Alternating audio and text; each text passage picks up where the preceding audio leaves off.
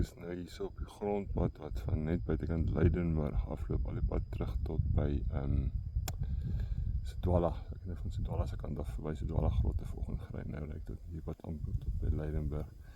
Die laaste stuk is ek amper parallel met die Longtom. Dit is nou al oor lekker hoë goeders gewees, maar is te pragtig hier. Ek kyk nou in die rigting van Dolfskamp. Dit is deel van die paai wat ons gery het.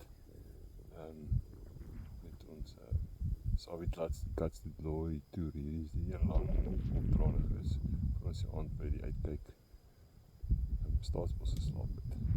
Ja, dit is 'n pragtige wêreld.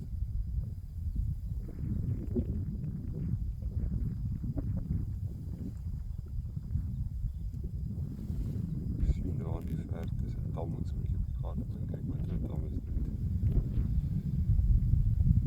Dit dam is 'n naam met